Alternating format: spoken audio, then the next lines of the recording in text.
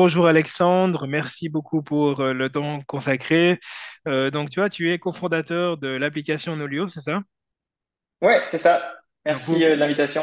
avec grand plaisir. Tu viens de Grenoble, c'est juste? Tout à fait, ouais. Belle ville à laquelle où j'ai pu justement venir il y a quelques années en formation au GEM, au Grenoble École de Management. Ouais, ok. Bah, nos bureaux sont vraiment à 500 mètres. Ouais, c'est une ville qui bouge, enfin, qui est extrêmement dynamique, notamment ce qui est software. Et puis, quand on était en formation, il y avait un de nos formateurs qui disait que dans les années 70 ou 80, c'était un peu la Silicon Valley de l'Europe avec les grandes entreprises de la tech américaine qui venaient à Grenoble, c'est juste? Ouais, c'est ça. Bah, ouais, je sais pas exactement à quelles années c'était, mais on a encore un gros bassin grenoblois où il y a notamment ST Microelectronics, donc effectivement qui font les puces, etc. Donc puis il y a ils ont plusieurs centres, mais on a aussi le CEA qui a des qui a des gros bâtiments et beaucoup de bureaux sur Grenoble, donc ouais, tu as un peu un historique de recherche et d'industrie sur la partie informatique, en tout cas composants informatiques. Mais c'est toujours le cas, mais c'est vrai que maintenant, bah, il y a beaucoup de choses aussi en Chine, etc. Mais ouais, ça bouge pas mal. Et puis c'est vrai que de par l'environnement qu'on a autour de nous, bah forcément, il y a beaucoup de sport et du coup de choses liées au sport aussi, quoi. Mm. Exactement. On y vient directement. Donc, tu es cofondateur de l'application Nolio, que tu as fondée avec un ami, un associé, comme bon, vous êtes associé forcément. Euh, qu'est-ce que tu... je vais reformuler ma question, je coupe au montage. Euh, pourquoi est-ce que vous vous êtes dit on va créer une application? Est-ce que Strava, Polarflow ou Garmin Connect, c'était pas suffisant? Bah, du coup, nous, à la base, on s'est pas dit on va créer une application, on est plutôt entre guillemets, ça s'est plutôt fait dans le sens où on est parti d'un besoin, c'est-à-dire qu'on remplissait, on avait déjà Strava, Garmin Connect, mais par contre, nos fichiers Excel, enfin, nos coachs nous envoyaient des fichiers Excel pour le programme d'entraînement. Et puis nous, après, on avait beau avoir la montre, on devait recopier dans le fichier Excel si on avait fait oui ou non l'entraînement, à quelle allure, etc. Et du coup, nous, en tant qu'athlète un peu fainéant, ça nous saoulait de recopier qu'on avait fait 10 fois 300 en 52 secondes, alors qu'il y avait dans nos labs de la montre bah, déjà l'information. Donc du coup, les outils qu'on connaissait à l'époque ne convenaient pas, et du coup, la réponse à ça, ça a été une application, mais on s'est pas dit on veut créer une application, quoi. Et donc on a créé ça, et pareil, à la base, nous, on n'a pas fait ça. On n'a pas du tout réfléchi au modèle financier, c'est-à-dire qu'on a vraiment voulu répondre aux besoins en tant que nous, athlètes, et puis pareil, envoyer nos coachs galérer le fichier Excel d'une année sur l'autre. C'est pas facile de comparer les stats de l'année dernière avec cette année, etc. Et donc, bah ouais, de fil en aiguille, on a fait l'application pour répondre à ce besoin-là. On a beaucoup sondé les coachs nos coachs d'abord, et puis ensuite d'autres. Et voilà, et jusqu'au jour où un coach nous a dit combien ça coûte, et là on était un peu bloqué, on savait pas trop quoi répondre parce que c'était pas à la base notre but. Donc là après on a commencé à réfléchir du coup voir si économiquement ça pourrait être bah on pourrait en vivre ou non. Voilà, mais du coup on s'est pas dit on va créer une application, on va créer une entreprise. Ça a vraiment été un peu on voulait répondre à une problématique de notre quotidien et puis après de fil en aiguille on en est là, mais ouais, c'est vraiment parti de remplacer les fichiers Excel concrètement de nos coachs. Hmm. Belle aventure, en tout cas, beau début d'aventure. Donc, vous êtes des runners, des triathlètes, des cyclistes? Moi, je viens de l'athlé, Mhm. donc demi-fond, 800, 1500, cross, 10 bornes. Mhm. Et mon associé, lui, vient du haut niveau en ski de fond. Donc c'est ça aussi qui était intéressant, c'est qu'on voyait que malgré nos disciplines, qui sont pas des deux disciplines d'endurance, mais quand même bien différentes, bah, on voyait qu'on avait les mêmes problématiques de fichiers Excel, de données dans la montre qui sont pas remontées dans le fichier Excel.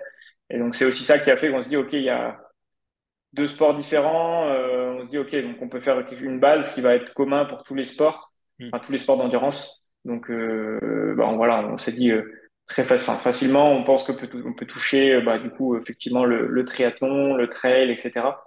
Voilà, aujourd'hui, maintenant, soit mon associé ou moi, on fait un petit peu de triathlon, un peu de trail.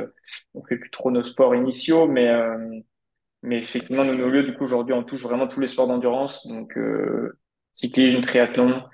Running, quand je dis running, bah, running sur route, trail, athlé. Ski de fond, même si c'est beaucoup plus marginal parce que bah, on peut pas en faire partout. Aviron, voilà. Donc puis on a d'autres sports aussi un peu plus pareil marginaux de par le nombre de pratiquants. On a du squash, de l'escrime sur nos lieux. Voilà, c'est bon, ça reste pas le plus gros volume, mais on a un petit peu de tout ça, quoi. Mhm. Si on en parle, enfin, si on en vient à ton background, j'imagine que tu as un background informatique, toi ou ton associé, ou pas du tout? Ouais, tous les deux. En fait, nous, on a fait une formation d'informatique sur Grenoble, enfin IUT, puis école d'ingénieur. Et c'est pendant l'école d'ingénieur, ouais, en parallèle, qu'on a développé ça. Donc c'est aussi pour ça qu'on a fait ça, c'est qu'on avait les moyens techniques de faire l'application nous-mêmes, parce que sinon, bah, quand on fait développer une application par quelqu'un, c'est tout de suite des budgets énormes. Donc ouais, on a tout fait nous dans notre garage, on va dire, qui a rendu ça aussi possible, où on n'aurait pas eu forcément l'envie ou l'énergie à aller lever des fonds ou autre pour aller financer ça par des développeurs, etc., quoi. Donc, un peu comme les Américains, comme Bill Gates qui a fondé Microsoft dans son garage, comme Mark Zuckerberg. Vous avez abandonné les études pour vous consacrer à 100% à Nolio comme les Américains, ou vous avez quand même terminé vos études? Non, on a fini les études. Je dirais pas le nom de mon école, comme ça je la décrédibiliserai pas trop, mais je dirais que c'était pas très facile de passer pas beaucoup de temps et de quand même valider ces années.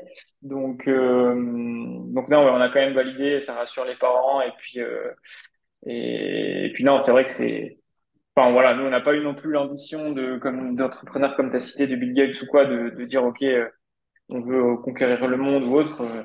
Nous c'était vraiment déjà si on pouvait déjà en vivre et créer quelque chose d'utile et de pérenne, c'était déjà bien. Donc non, non. Voilà, c'était assez facile de finir notre école, développer ça en parallèle, qui permet aussi de réduire le risque, parce que si par exemple au bout d'un an, bah, ça marchait pas, bah, on avait notre diplôme et on aurait pu aller travailler, voilà, dans une entreprise classique, donc ou refaire un autre projet, j'en sais rien, mais voilà, en tout cas, c'était pas trop contraignant de continuer l'école et de la finir, on va dire. Ouais, c'est clair, vous aviez pas de toute manière quand même une immense expérience qui pouvait être valorisée. Vous êtes parti de deux, vous êtes combien maintenant? Du coup, là, on est 8 dans l'équipe, donc on est 6 à temps plein et 2 alternants. Hmm. Et on sera 9 d'ici début d'année, probablement 10 au printemps. Donc avec une forte équipe, du coup, on a beaucoup de développeurs, mais aussi du coup quelques personnes sur la partie com, marketing.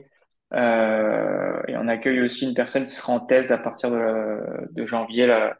On lance une thèse du coup en IA pour être un peu dans les sujets du moment. Et nous, l'objectif de la thèse, c'est de voir comment l'IA peut aider les coachs à gagner du temps sur les planifications. Donc nous, notre idée, c'est pas du tout de remplacer les coachs comme font certaines applis, c'est vraiment de mettre de l'IA pour que les coachs qui peut-être aujourd'hui gèrent 25 athlètes par le temps que ça leur demande, bah, ils peuvent peut-être en gérer 30, 35 ou j'en sais rien, 50, mais tout en gardant toujours un côté très qualitatif de l'humain, de l'interaction avec les athlètes.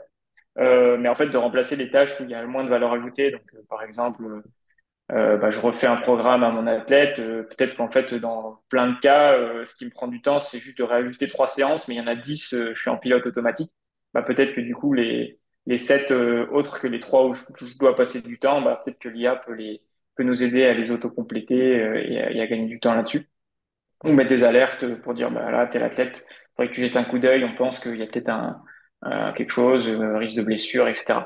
Donc voilà, c'est le sujet de la thèse, on verra ce que ça donne, mais l'objectif c'est vraiment d'aider les coachs à bah, encore mieux s'occuper des athlètes et puis ouais, leur faire gagner toujours du temps. C'était aussi l'idée de base de la plateforme de leur faire gagner du temps bah, voilà, en les assistant à faire les planifications, etc. En tout cas, c'est extrêmement prometteur parce qu'effectivement, ça amène le coaching dans une toute autre dimension. Si je me remets à ma place, comme c'était il y a une année, puis que j'ai découvert l'application qui a, moi, elle a passablement, enfin, elle a évolué depuis une année, mais je dirais, je la reconnais quand même toujours. Comment est-ce que vous avez pensé l'expérience? C'est un mot un peu valise, mais voilà, comment est-ce que vous avez pensé l'expérience pour un utilisateur comme moi qui n'est pas entraîneur? à quoi va me servir Nolio? Donc, tu as dit, ça va te permettre justement d'éviter les fichiers Excel. Si c'est moi qui fais moi-même mes plans d'entraînement, comment est-ce que je m'en sors dans l'application pour créer un programme d'entraînement? Comment est-ce que vous construisez justement euh, la planification de l'entraînement pour quelqu'un qui se débrouille seul?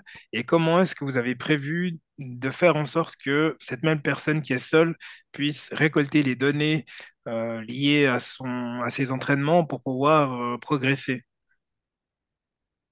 Ouais, bah déjà, ouais, ce qu'il faut savoir, comme je l'ai évoqué au début, à la base, nous, c'était vraiment pensé, du coup, pour vraiment, entre guillemets, uniquement le sportif avec son coach. À la base, c'était que ça. C'est vrai que maintenant, ça a évolué et du coup, on veut permettre aux sportifs de juste suivre ses stats s'ils le souhaitent via Nolio et avoir toutes les analyses qui en découlent. Ou pour ceux qui n'ont pas de coach, de aussi se faire eux-mêmes leur propre programme. L'idée aussi, c'est que maintenant, on a un certain volume de coachs et on avait beaucoup de demandes, donc on permet aussi aux sportifs de trouver un coach s'ils les en cherchent un. Mm, Et après, on les met en relation du coup avec des coachs qui sont sur la plateforme, du coup dans toutes les disciplines. Mais sinon, concrètement, aujourd'hui, nous, du coup, pour aider, techniquement, il a les mêmes outils que le coach, le sportif tout seul, donc il peut se faire son programme, etc. Euh, après, bon, c'est toujours un sujet complexe, et il y a beaucoup de choses sur le net, mais on essaye aussi de créer beaucoup de contenu pour que ce soit des articles de blog, des webinaires. On a fait un webinaire là il y a 10 jours sur le HRV et sur la charge d'entraînement pour bah voilà fournir des billes, des exemples de coachs qui permettent aux coachs de aussi se former, mais aussi aux athlètes qui veulent se coacher eux-mêmes d'avoir des clés pour voilà se faire leur propre programme.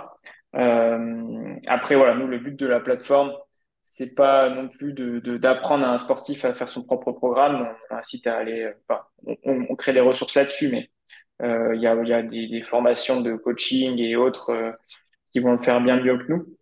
Nous l'idée c'est plutôt d'être un outil. Mais voilà, en tout cas, on veut donner tout l'écosystème et toutes les billes pour se faire en tout cas ses propres programmes si on le souhaite et d'avoir tous les outils pour les analyser, quoi. mhm. Alors là, je vais juste regarder. Ah, je l'ai. Est-ce que tu serais d'accord de commenter, entre guillemets, ma fenêtre de statistiques? Tu sais, tu as les courbes de forme, de fitness, etc. Ouais, Sur bien la sûr. base du mois d'octobre. Alors, je vais juste l'ouvrir. Ah, super.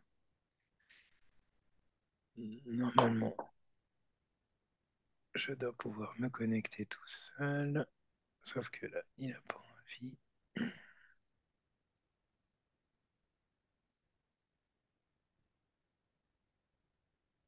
Voilà.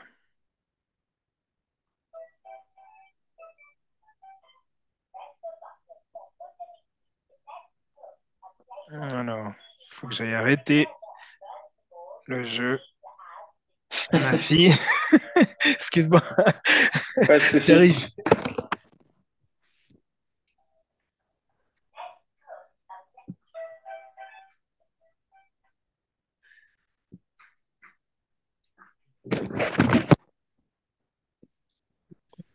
Le jouet possédé qui s'enclenche tout seul. Alors, voilà. Donc, il faut que je partage mon écran. Partager l'écran. Euh, voilà.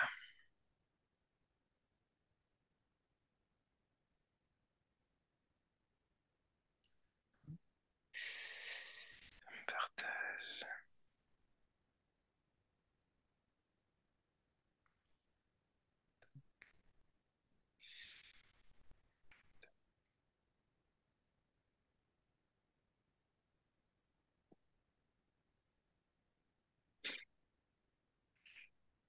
Non, il faut que je quitte et réouvre. Je suis désolé. J'enregistrerai en deux fois. Du Ok. coup, alors, je vais voir si j'arrive pas. Peut-être que j'arriverai quand même. Eh ben si, ça marche. Il m'avait dit qu'il fallait que je quitte. J'ai pas besoin de quitter. Donc là, en principe, tu vois mon écran. Ouais. Voilà. Donc, si je prends les statistiques pour le mois écoulé, donc le mois d'octobre qui est en train de se terminer, Là, j'ai un total de 17h54, 143,2 km, 1778 de T+, ce qui n'est pas énorme pour quelqu'un qui, qui se dit trailer. On a un premier bloc sur la gauche avec durée des zones cardiaques. Donc, j'ai paramétré mes 5 zones de fréquence suite à un test d'effort que j'ai effectué. Après, j'ai paramétré mes 3 sports favoris. Donc, voilà, jusque-là, il n'y a pas trop de surprises. Les distances par label, comme ça me permet de savoir le temps que j'ai passé à faire des côtes, du fractionné en zone 5, de l'endurance de base, des escaliers, etc.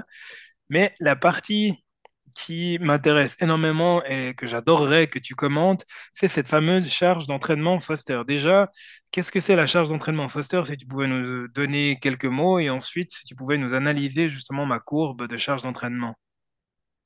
Oui. Du coup, la charge d'entraînement Foster, donc il faut savoir, c'est qu'on l'a pas inventé, c'est assez classique. Je sais plus quelle année ça date, peut-être dans les années 80, 90. Donc, comme le nom l'indique, c'est Foster qui l'a inventé, Carl Foster, qui est un Britannique, si je dis pas de bêtises. L'idée de la charge Foster, l'idée déjà d'une charge d'entraînement, c'est de quantifier l'entraînement et de mesurer du coup l'évolution que nous quand on s'entraîne. Une charge d'entraînement, ça peut être par exemple tout simplement sa durée mensuelle ou ses kilométrages mensuels. C'est une forme de charge d'entraînement. L'idée de la charge d'entraînement de Foster, c'est que du coup, c'est de pas prendre uniquement par exemple le volume, mais de le pondérer, donc de mettre un peu dans l'équation le comment on s'est senti sur la séance. Donc du coup, Foster s'est appuyé sur des travaux pareils d'une échelle, le perception de l'effort, euh, l'échelle de Borg à Mhm. l'époque, qu'il a simplifié. Et donc l'idée de l'échelle, c'est de dire de faire une échelle sur 10, 1 étant effort très facile. Donc voilà, je vais faire un footing où je vais marcher, c'est effort 1. Et 10 étant effort très difficile, je vais vomir, donc je sais pas, un 10 km en compétition par exemple, généralement, ou un kilomètre vertical, bon, généralement on va être sur du 10 sur 10, qui est vraiment effort maximal. Et l'idée c'est de dire à chaque séance on va noter. Donc voilà, je vais faire un footing, mais j'ai quand même un peu appuyé sur la fin, je vais peut-être mettre 2 ou 3. Et donc l'idée de la charge Foster, c'est de multiplier la durée en minutes d'une sortie par du coup, ce coefficient de perception de l'effort. Donc par exemple, concrètement, une sortie d'une heure, difficulté 3, 60 minutes, difficulté 3 fois 3, donc 60 fois 3, 180. Donc ça fait une charge de 180. Et après, du coup, l'idée, c'est de faire la charge hebdomadaire. Donc, c'est ce qu'on voit là sur le graphique en violet. Et donc, c'est l'évolution de la charge hebdomadaire. Donc là, sur ton graphique, on voit que du coup, t'as monté en charge progressivement depuis le début octobre, jusqu'à un pic sur la semaine du 16 octobre. Et puis là, voilà, tu redescends un petit peu, mais bon, tu restes un peu dans les mêmes optiques de les mêmes volumes de charge. T'as pas des variations énormes, en tout cas au niveau de la semaine. Potentiellement au niveau journalier, il y a des évolutions. Donc ça, c'est la charge. Et après, Foster a défini d'autres indicateurs qui vont être plus ou moins pertinents selon les cas d'utilisation. Le premier, qui est quand même le plus pertinent au-delà de la charge, c'est la monotonie.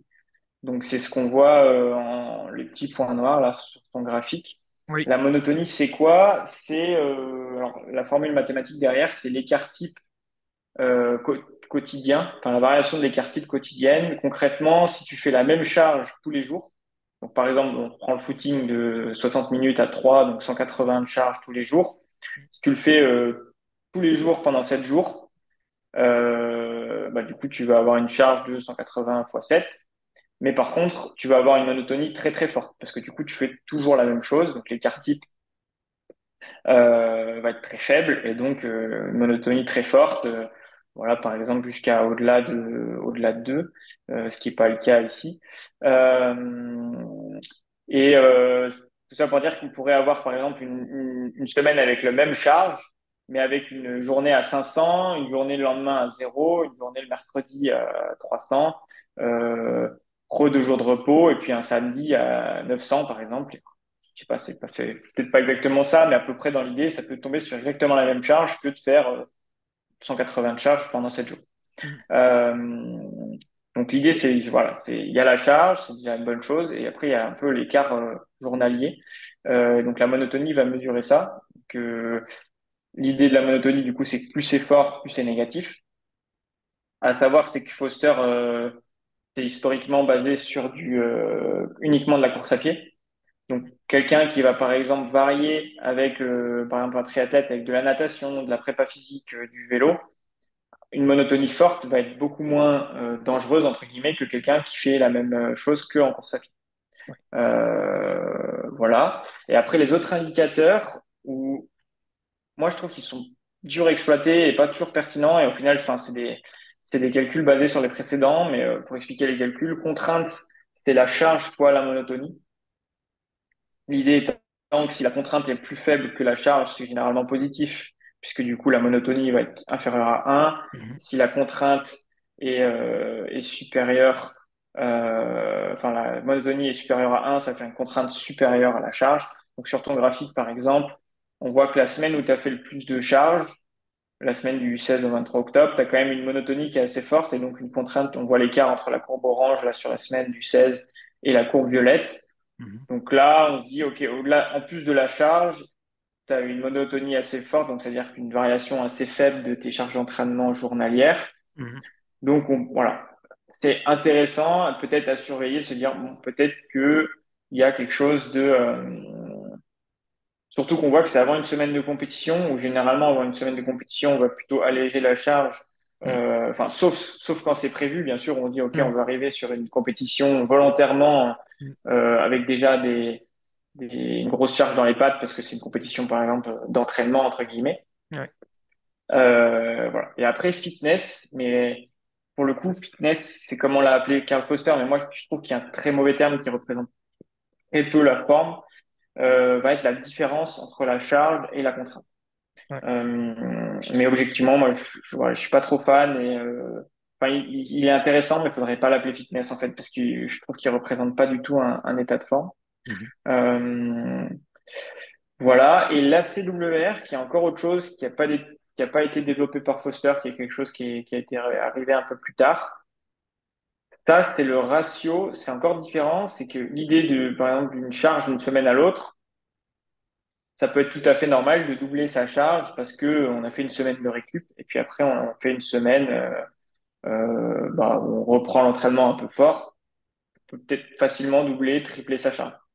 L'idée de la CWR, c'est que ça prend la moyenne, ça fait un ratio entre la charge de la semaine actuelle et la moyenne des quatre d'avant. Donc si par exemple on a un ratio à CWR de 2, ça ne veut pas dire qu'on a fait deux fois plus de charge que la semaine d'avant, ça veut dire qu'on a fait deux fois plus de charge que la moyenne des quatre d'avant, ce qui est énorme, Mhm. puisque du coup, sur 4 semaines, généralement, bah, on va avoir à peu près un cycle d'entraînement normal. Donc, si on a un SWR, par exemple, à 2, c'est-à-dire qu'on a fait deux fois plus que la moyenne des quatre d'avant, c'est beaucoup, ça peut arriver, mais c'est un peu, voilà. Et donc, du coup, c'est les couleurs qu'on voit là, et enfin, on colorie cette courbe. Et donc là, on le voit, par exemple, sur la semaine, pareil, où tu as la semaine du 16, on voit que tu es, en rouge et que en gros, tu es au-dessus de 1,6 si on regarde l'échelle. Donc en gros, ça veut dire que sur ta semaine du 16, tu fais 1,6 fois la charge de la moyenne des quatre d'avant. Pareil, 1,6, ça reste encore des coefficients à peu près corrects, même si c'est un peu haut. Mhm. Mais c'est pour ça que nous, après, on a colorié selon des critères d'articles, pas de papier scientifique. C'est pour ça qu'on colorie en rouge. Et Mhm. après, on voit par exemple que bah, plutôt sur la semaine du 2 au 9, c'est plutôt aux alentours de 1. Donc, c'est-à-dire que, bah, c'est-à-dire que la semaine, par exemple, du 2 au 9, tu as fait une charge qui est à peu près équivalente Oui. enfin, la même que celle des 4 d'avant. Donc, voilà, on considère que Mhm. c'est assez normal. Ouais. Voilà un peu pour l'explication du graphique. Mhm. Je sais pas si dans la réalité, du coup, c'était voulu cette grosse semaine de charge avant la compétition. Alors oui, Euh, oui, alors c'est une compétition, c'est une course en famille, donc c'était pas une compétition que j'avais prévu d'aller all out et puis d'aller à fond la caisse. Et puis effectivement, donc pour les gens qui vont écouter puis qui vont regarder cette vidéo-là, et pour toi aussi, c'est normal. il y a un changement à partir de début octobre, c'est que c'est... Alors, j'ai effectué un test d'effort, donc j'ai des nouvelles zones d'entraînement qui sont définies, et puis je suis en train, du coup, itérativement, de modifier progressivement mon programme d'entraînement pour voir comment je réponds. Et effectivement, j'étais très fatigué la semaine du 16, ça a vraiment été une hyper grosse semaine, et puis bah, là, je suis en train de redescendre un petit peu, c'est un peu ma semaine de récup. Mais jusqu'au 9, c'est normal qu'effectivement, les courbes, elles soient un peu normales. Et puis, au milieu du mois jusqu'à la fin du mois, c'est aussi normal que ce soit parti un peu en cacahuète. Mais l'idée, c'est d'essayer de stabiliser sur les autres parties de l'année et puis de progresser comme ça. Et ça veut dire que les données, du coup, elles sont justes, elles reflètent la réalité. Ouais, bah après, faut, voilà, ça représente, enfin, l'idée d'un modèle de charge, c'est que c'est un modèle, donc il n'est pas toujours fiable. Mhm, Il essaye de représenter la réalité, ça aurait pu ne pas fonctionner, là, ça fonctionne bien, voilà. mhm, Mais l'idée, en tout cas, d'un modèle de charge, c'est de se dire, généralement, voilà, de mettre en tout cas le nez sur des portions et de se dire, OK, pourquoi là, ma charge elle est très haute? Bah, comme tu dis, oui, bah, en fait, du coup, c'est normal, c'est moi qui ai voulu tester mhm, comment mon corps répond. Donc, mhm. tout va bien. C'est pas parce que c'est rouge que c'est négatif. Oui. C'est juste que, voilà, faut, mais l'idée, c'est de mettre l'attention ouais, sur ces portions-là et de se dire, OK, poser la question, pourquoi c'est comme ça? Est-ce que c'est Mhm, normal? Oui, non. L'athlète, il est en semaine de récup, il a quand même une charge très forte où il est en rouge. Bon, là, de dire, mhm. c'est pas normal. Tu mets une Oui. semaine de récup, mais il est toujours dans le rouge ou il s'est quand même toujours entraîné comme avant. Mhm, Il s'entraîne en douce ou j'en sais rien. Mais non, mais voilà, l'idée c'est tout mhm, ça pour dire, ouais, le modèle de charge c'est pas fiable à 100% et mhm, aucun ne l'est, mais voilà, c'est de donner en tout cas des billes et de la matière à réfléchir pour mieux s'entraîner tout simplement quoi. mhm. Excellent. Avant de te laisser tranquille parce que tu es quelqu'un d'occupé et que tu as co-développé une application qui est juste fabuleuse, mais j'imagine quand même que même si vous n'avez pas forcément prévu au départ que Nolo deviendrait ce qu'elle est devenue, alors, vous vous êtes projeté, bah, vous allez faire une thèse justement pour voir dans quelle mesure l'IA peut vous aider à avoir une application plus performante.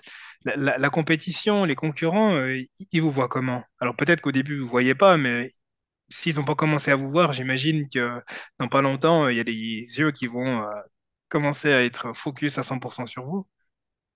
Ouais, bah après nous on regarde pas trop dans le sens où on fait notre petit bonhomme de chemin et on veut vraiment, enfin tout ce qu'on fait, on n'essaye pas de le penser en pensant aux concurrents, on le fait pour répondre aux besoins de nos coachs et de nos utilisateurs, des sportifs.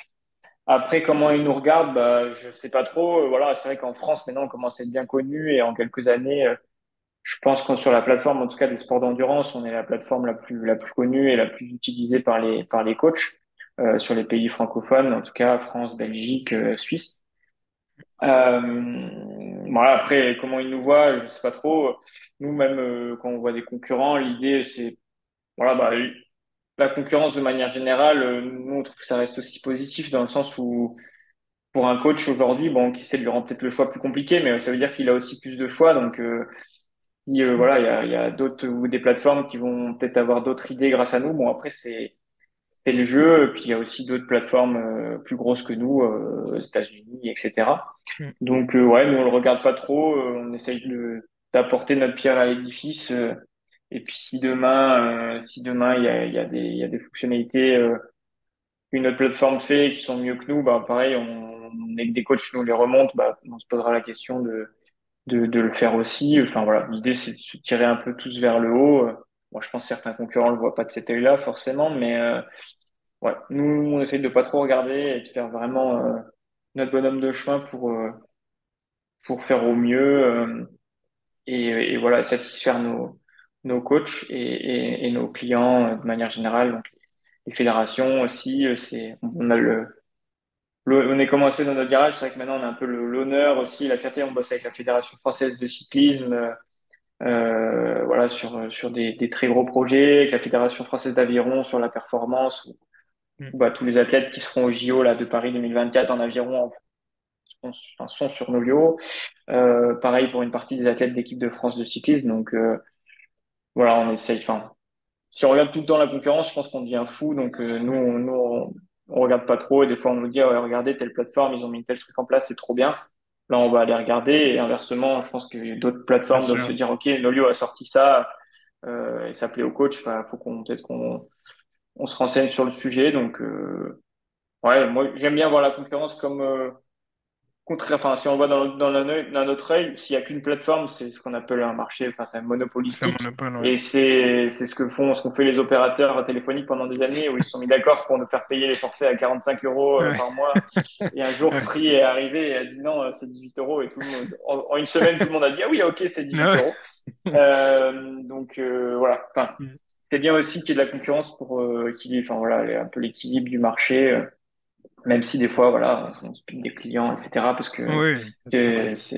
c'est le jeu, mais ouais, en tout cas, on essaie de pas trop regarder et de se dire, ah, mince, ils ont sorti ça ou ils ont fait ça, etc.